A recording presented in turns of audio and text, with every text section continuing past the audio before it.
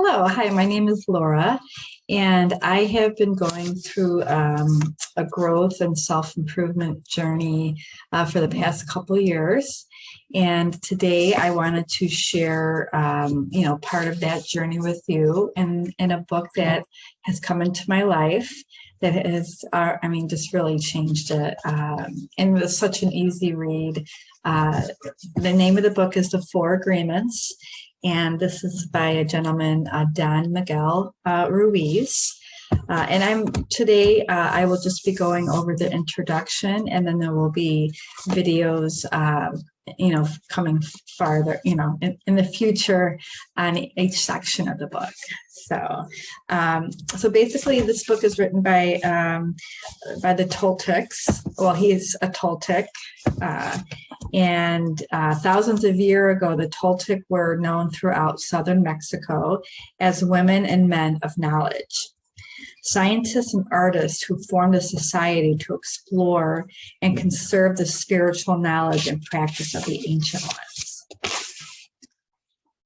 One of the main concepts in this spiritual practice is that everything in existence is a manifestation of one living being they called God, that everything is God. Everything is a mirror that reflects light and creates images of light. And the world of illusion, the dream, is just like smoke, which doesn't allow us to see what we really are. The real us is pure love and pure light. That's just some light shining on me. Domestication and the dream of the planet. Humans are dreaming all the time, even when we're awake. Before we're born, the humans before us created a big outside dream that we call society's dream or the dream of the planet. The outside dream uses mom and dad, the schools, and religion to teach us how to dream. Attention is the ability we have to discriminate and to focus only on that which we want to perceive. As children, we didn't have the opportunity to choose our beliefs, but we agreed with the information that was passed to us from the dream of the planet via other humans. The only way to store information is by agreement. As soon as we agree, we believe it, and this is called faith. To have faith is to believe unconditionally. Children believe everything adults say. We didn't choose these beliefs of children, and we may have rebelled against them, but we were not strong enough to win the rebellion. The result is surrender to the beliefs with our agreement. They called this process the domestication of humans. The outside dream, everything around us, teaches us how to be human. And we also learn to judge. We judge ourselves. We judge other people. We judge the neighbors. Sorry about that. Children are domesticated the same way that we domesticate a dog, a cat, or any other animal. When we went against the rules, we were punished. When we went along with the rules, we got the reward. The reward is the attention that we got from our parents or from other people like siblings, teachers, and friends. The reward feels good, and we keep doing what others want us to do in order to get that reward. We try to please mom and dad. We try to please our teachers. We try to please the church. And so we just start acting. We become a copy of our mama's beliefs, our daddy's beliefs, society's beliefs, and religion's beliefs. The domestication is so strong that at a certain point in our lives, we no longer need anyone to domesticate us. We are so well trained that we are our own domesticator. The belief system is like a book of law that rules our mind. There is something in our minds that judges everybody and everything, including the weather, the dog, the cat, everything. Every time we do something that goes against the book of law, the judge says we are guilty. We need to be punished. We should be ashamed. This happens many times a day, day after day, year after year. Whatever goes against the book of law will make you feel a funny sensation in your solar plexus. You know what that's called? It's called fear. Because everything that is in the book of law has to be true. Anything that challenges what you believe is going to make you feel unsafe. Even if the book of law is wrong, it makes you feel safe. The agreement is so strong that even if we understand the concept of it not being true, we feel the blame, the guilt, and the shame that occur if we go against the rules. This is really interesting.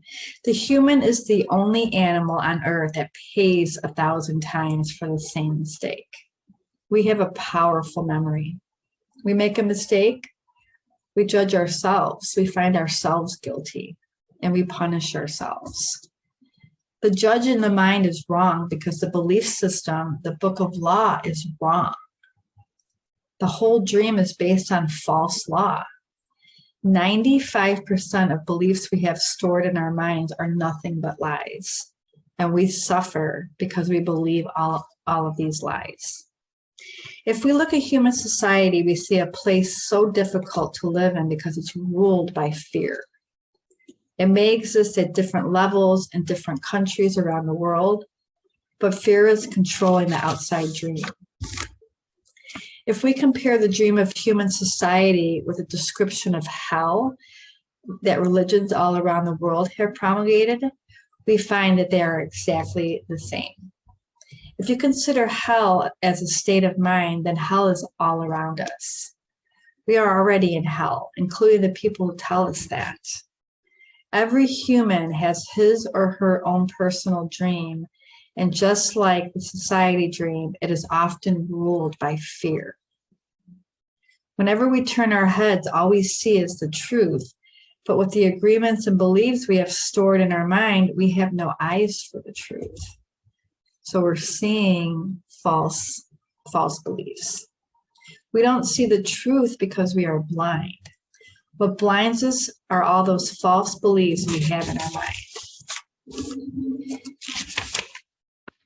It is as if we live in the middle of a fog. The fog is a dream, your personal dream of life. What you believe, all the concepts you have about what you are, all the agreements you have made with others, with yourself, and even with God. Your whole mind is a fog, which the Toltecs called a matote. This is a condition of the human mind, a big matote. And with that big matote, you cannot see what you really are. Everything you believe about yourself in the world, all the concepts and the programming you have in your mind are all the matote. To be alive is the biggest fear humans have. Death is not the biggest fear we have. Our biggest fear is taking the risk to be alive. The risk to be alive and express what we really are. We have learned to live our lives trying to satisfy other people's demands. During the process of domestication, we form an image of what perfection is in order to try to be good enough. We are never going to be perfect from this point of view. Never. We know we are not what we believe we are supposed to be. We try to hide ourselves and we pretend to be what we are not. The result is that we feel unauthentic and wear social masks to keep others from noticing this. You see teenagers taking drugs just to avoid being rejected by other teenagers. They are not aware that the problem is that they don't accept themselves. Humans punish themselves endlessly for not being what they believe they should be. The way we judge ourselves is the worst judge that ever existed. In your whole life, nobody has ever abused you more than you have abused yourself. If you abuse yourself very badly, you can even tolerate someone who beats you up, humiliates you, and treats you like dirt. We have the need to be accepted and to be loved by others, but we cannot accept and love ourselves. Self-abuse comes from self-rejection, and self-rejection comes from having an image of what it means to be perfect and never measuring up to the ideal. The prelude to the new dream. So there is hope. Thousands of agreements you have made with yourself, with other people, with your dream of life, with God, with society, with your parents, with your spouse, with your children. But the most important agreements are the ones you made with yourself. These agreements, you tell yourself who you are, what you feel, what you believe, and how to behave. The result is what you call your personality.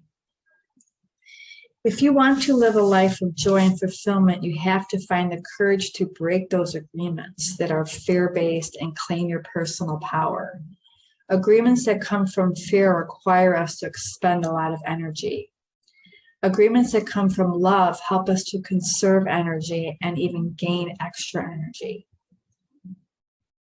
Each of us are born with a certain amount of personal power that we rebuild every day after we rest.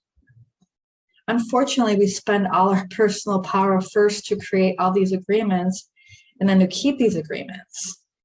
Our personal power is dissipated by all the agreements we have created, and the result is that we feel powerless. If we can see it as our agreements that rule our own life, and we don't like the dream of our life, we need to change the agreements. There are 4 very, very, very powerful agreements that will help us to break those agreements that come from fear and deplete our energy. Each time you break an agreement, all the power you use to create it returns to you. So you get rid of that bad agreement, and now you're going to be stronger for it. If you adopt these 4 new agreements, they will create enough personal power for you to change the entire system of your old agreements. You need a very strong will in order to adopt the 4 agreements. But if you can begin to live your life with these agreements, the transformation in your life will be amazing. And I have to say that I have read this book just recently, and I can already feel a change in my life. So I do suggest getting this book, and it's the 4 agreements. And my next video, I will be talking about the first agreement, which is be impeccable to your word. So I hope that you got some value out of this. I did kind of condense it down, although I did, I read obviously right from the book, the important, the things I felt like could tell the story. So again, the 4 agreements. And thank you for listening. And until the next one, you have a great day.